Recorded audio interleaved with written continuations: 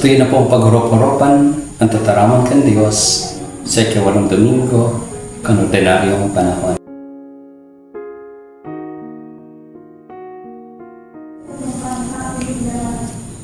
Pagbasa ginuno sa libro ni Sirach. Sa ginuyugyo na saraan, nawawalat ang mga gaspang, siring man ang mga ati, ng sarong tao, minalataw sa iyang pagdarang. Ang gamit na dalipay, binabalo sa horno. Ang pagbalo sa tao sa iyang pagtatarang.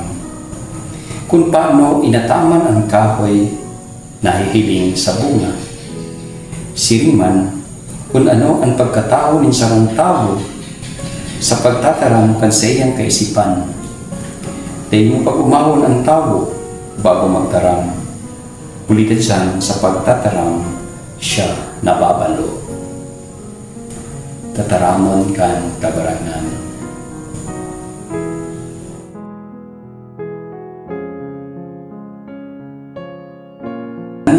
Marahay ang magpasalamat sa imo. Marahayon magpasalamat sa kabarangan. Magtugtog sa ngaran mo o orog kahalangkaw. Mamareta pagkaaga kan sa imong karahayan. Asing pagkabanggi kan sa imong kaimputan. Ang mayong sala, siring sa palma mamumurak. Siring sa sedro ng Libano magtatalubo. Itinanom sa harong kan kabarangan. Sa mga looban kan sa tong Diyos mamumurak. Magbubunga dawa gurang na. Magiging labas asin berde. Sa pamareta na matanos ang kabarangan.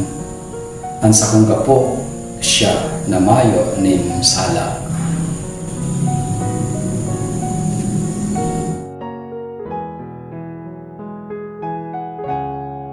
Basta ginuno sa enot na sulat ni San Pablo sa mga taga-Korinto.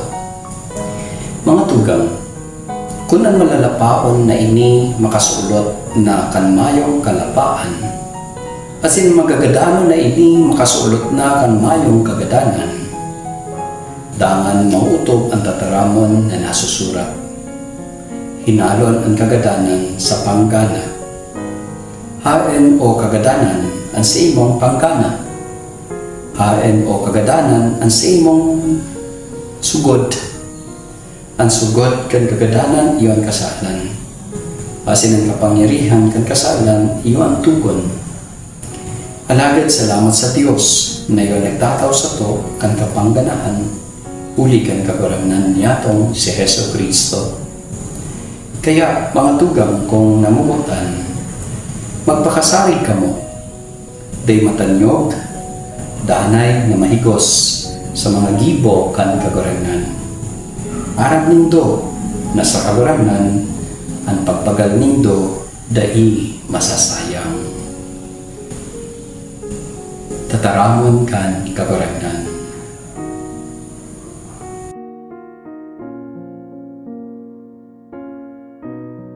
Pagbasa ginuno sa Ebanghelyo susod kay San Lucas. Nagsabi si Jesus sa mga disipulos ng parabola, makakaantabay daw ang buta sa buta. Bago daw na mahuhulog ang duwa sa kani. Ang disipulo bahong urog kaysa maestro. Alaga ng lambang nakatapos, magiging siring sa siyang maestro. Tanahiling mo ang salugsog sa mata kan sa imong tugang. Alagad ang pasagi sa sadiri mong mata, dahil mo namamasdan. Paano ka makakasabi sa tugang mo? Tugang, pahalaya daw sa ko ang salugsog sa imong mata, kung ikangani dahil mo nahihiling ang pasagi sa imong mata.